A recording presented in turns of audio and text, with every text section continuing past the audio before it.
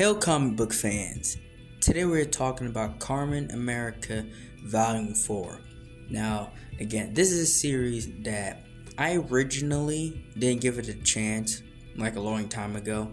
And if you watch the first video, which is still the biggest video on my channel, I admitted that I was wrong, that this is a great series.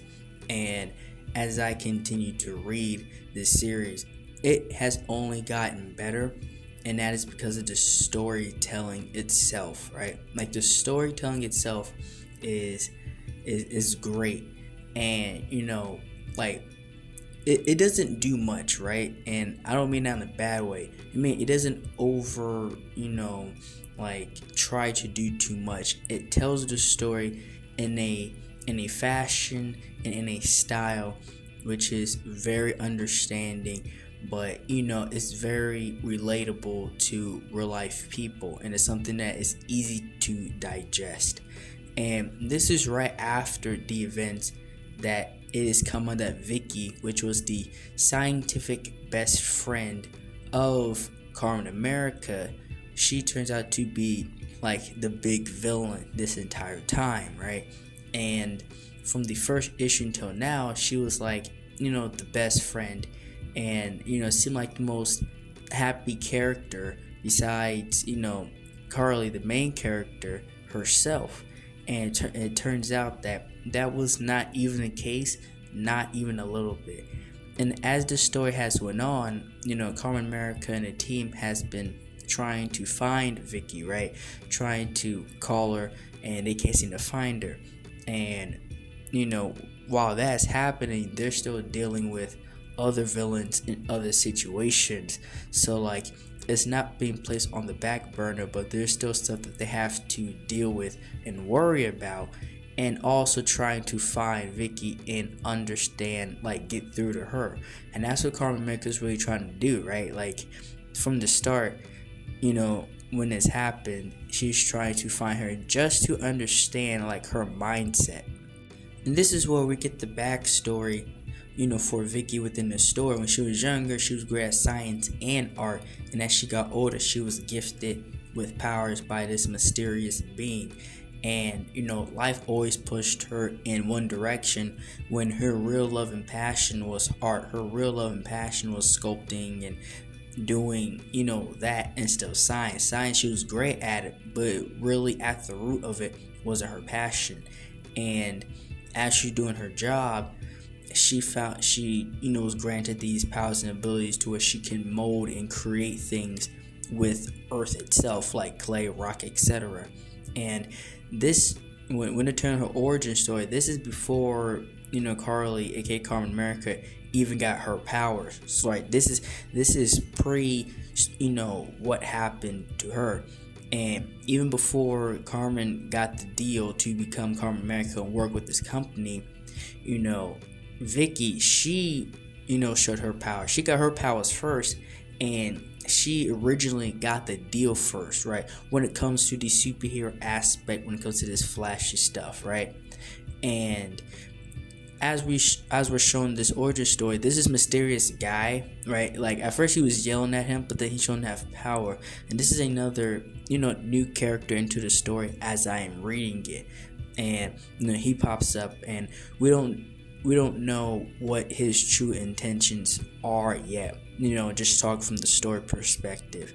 And as we get back into like what is going on now, like what is taking place with Vicki, like this story compared to the first 3 so far that I've read, it is very like, I won't say dark, but it's more in-depth and emotional, right? Because Vicki really isn't in a right state of mind, and because of everything she feels like she's had to deal with regarding just being the friend of KAMEN AMERICA, and she just wanted to stand out in her own light, right? Like this is her perspective of everything. Like she's tired of playing second fiddle, right, or missing out on opportunities, because just before she was about to get the big opportunity to be a hero, KAMEN AMERICA got her powers and they went with her instead of Vicki, right?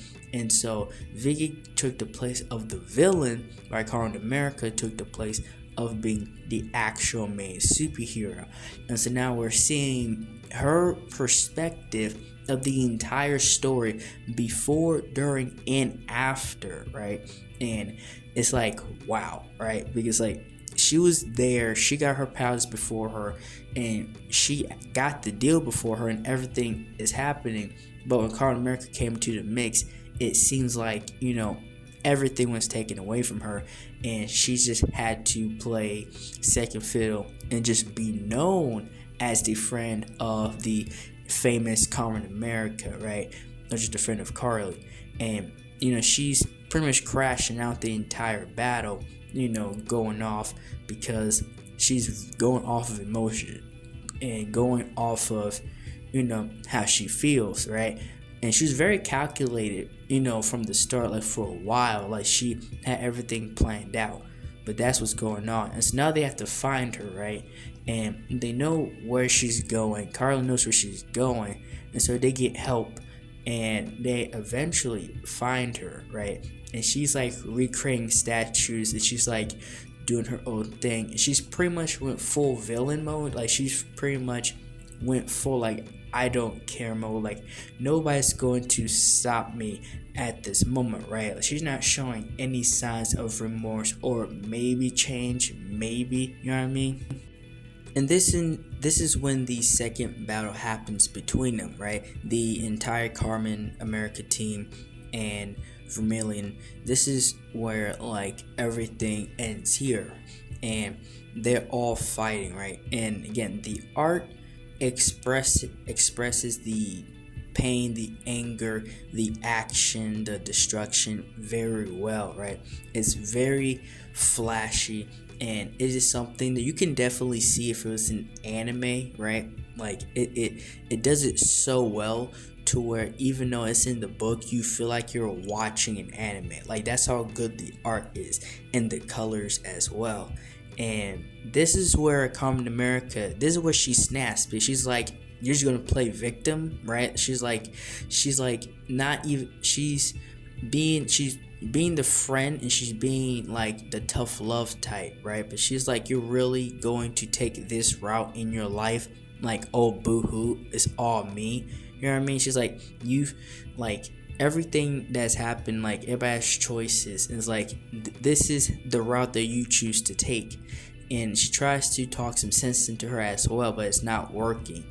And as we've seen throughout the stories from the first book up until now, right? Captain America fights the villain, but then she would eventually talk some sense into them, or something happens that makes the villain like realize like there is a different path, there is something I can do. That does not happen here. This is a full-on battle, and Captain America and the team is forced to just knock her out, right? Forced to take her down. They're forced to use their powers and beat the living crap out of her until there's like nothing, until she's beaten, right? Like until she cannot fight back.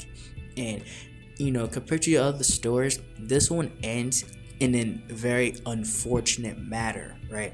Because Captain America has fought villains, and she's turned them into her friends. This one was her longest friends, turned like over time into a villain, and she couldn't save her. You know what I mean? Like that dynamic, when we look at it from that perspective, that she's been able to turn villains into heroes and turn them into friends, but the one friend that she thought she always had ended up being the most distant from her and being the villain. And as Vicky's in prison, this mysterious being that turns out to be the guy that gave her her powers in the first place, he takes what he gave her back, right? He pretty much like, you're useless to me now, and he takes from her back, and now she's in prison, right? And Vicki, her story, I don't know if it'll actually move forward, but it was an amazing story. Like it was a build up that nobody really saw coming. Again, we look at it from the perspective of she's the longest friend, and that's how it ends. it was a really fantastic story. And that's all I have for now. Like, share, and subscribe for more. Thank you for watching.